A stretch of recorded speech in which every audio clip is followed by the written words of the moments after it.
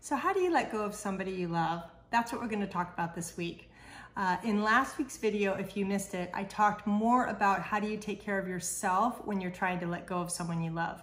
This week, I'm going to talk to you about how do you actually start to let go of that person, because that's an important part of the process. And it's also where a lot of us get stuck and we end up running back to people that aren't really good for us.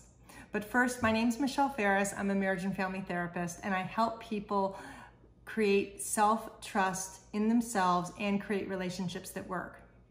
So the first thing I want you to do is I want you to notice what kind of story you're telling about your relationship now. Because what is really common is people tend to idolize the relationship that they're no longer in and focus only on the good parts. I did this in my 20s when I was trying to let go of a relationship that wasn't good for me. And I kept going back because I kept focusing on what I missed. But I didn't focus or remember or even want to remember the bad parts, because the bad parts are why I broke up with him. And what we end up doing is we focus only on what we're missing because we're lonely, because we want the companionship. And that's totally understandable and it's part of grief, but it gives us kind of a false version of the relationship. It's a version that isn't really true, but it drives those feelings to make us want to go back. So that's the first thing I want you to do, is start telling a different, more neutral story about your relationship. What was good and what wasn't. But don't forget about what didn't work, because that's an important piece. Now that's going to lead to step 2. But before we go there, I would love it if you could hit like so more people could see this video, and subscribe. I would love that. So the next thing I want you to do is I want you to inventory your relationship, because what that will do is that's going to help you assess the health of it. Because when a relationship ends, it's super important to take stock of what worked and what didn't, because that is how you're going to be able to create healthier relationships in the future.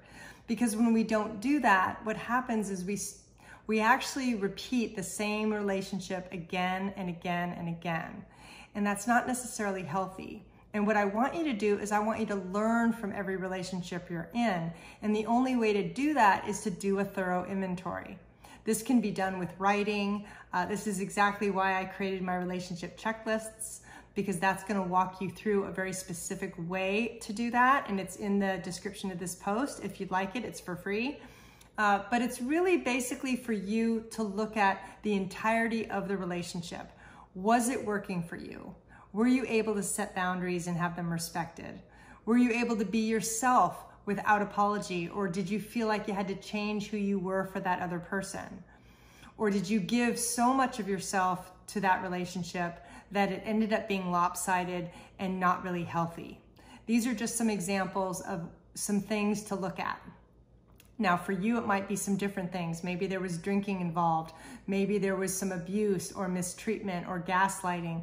All of those behaviors are really important to look at, because if you don't want those in your next relationship, you're going to need to be able to look at them in this one, because that's how we learn. You know, every relationship I've been in, when it's ended, I've been able to look at what worked and what didn't. And each time I actually get better at choosing the next friend or the next mate. Now I'm married, so I don't have to do that, luckily, but I can do it with friends. And I'm very careful in how I choose my friends now, because I know what my patterns are and I don't want to repeat them. But if we don't take stock in our relationships, we just end up repeating the same relationship over and over again. And that's really painful, and I don't want that for you. Now, the last thing to do is I want you to start practicing separating your emotional energy from theirs. And what I mean by that is, when we're having trouble letting go, you're probably having a hard time with obsessing about them, worrying about why it didn't work. Maybe you're struggling with self-doubt. And there's lots of ruminating or obsessive thinking that goes along with having trouble letting go, because we miss that person. So we find that we're constantly thinking about them. What are they doing? Who are they with? How come I can't be with them? Maybe you're doing drive-bys by their house. Those are all really common behaviors when we're stuck in this process. What I want you to do is I want you to imagine them in front of you, okay? And your eyes can be closed, almost like a meditation. And when I started doing this, I just wept because it was really, really painful to have that person in front of me. I missed them. I actually, in the meditation, would tell them everything that I wanted to tell them. And that's what I'm gonna invite you to do, is just imagine that person in front of you. And if you need to, tell them everything you would like to tell them right now. Your regrets, your pains, everything. But eventually what I want you to do is I want you to separate your energy so they're not so close to you. Because when we're really holding on, they're actually in our personal energy. And we feel kind of cloudy because we don't have any separation. Because when our hearts are entwined with someone else's and our minds are constantly thinking about them, we're not gonna feel separated. We're gonna feel that longing, that pain of not being with them, but mentally we're still holding on. And what I want you to do is I want you to practice creating some emotional distance. So what I did was I just imagined this person at the edge of my house. So they weren't in my personal space anymore. They were outside of my home. That was a really good visualization for me because it created some separation. Now, another thing I'm gonna say about this is if you're stuck in a lot of anger or resentment or bitterness, then you may wanna put them at the end of the block or in another city or in another country. That's totally okay. That's part of what I want you to practice, is having your energy be yours and imagining this person's energy not being right on top of yours. So they're away from you. Because part of what happens when we get stuck in letting go is that we don't want to let go, right? It's just that simple. We want to stay connected. And part of how we do that is by obsessing over them. And that isn't going to change unless you take that mental step to say, okay, I'm going to place them outside of my house visually or outside the block. And I am going to have my own energy. That's what I want you to do, is to come back into your own energy. And just notice when you start to think of them, that's okay. You know, you may give yourself 20 minutes a day where you only think of them. That's totally fine.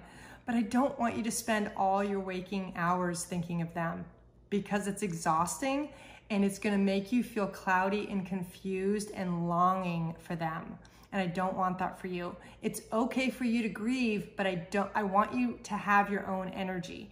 So again, I want you to play with experimenting with how it feels. And at first, you may not want to do this. That's okay. But eventually, I want you to practice having their energy further and further away from you, because that's part of how we start to let go. Okay? It's not just that we're not calling them or we're not seeing them. We have to emotionally let go too. So the 3 things I want you to do is I want you to tell a different story, a more neutral version of the relationship, so you're not idolizing them. I want you to inventory the quality of the relationship so that you can learn the lessons and consider whether or not you need to make changes in your next relationship. And 3, start separating your emotional energy from theirs so that you can start to feel more grounded in yourself. I really hope this has helped you. I have lots more videos on my channel. I hope you choose to subscribe, and don't forget to get that checklist. It's in the description of this post. It's completely free and it's gonna help you out a lot. Okay, thanks so much. Bye.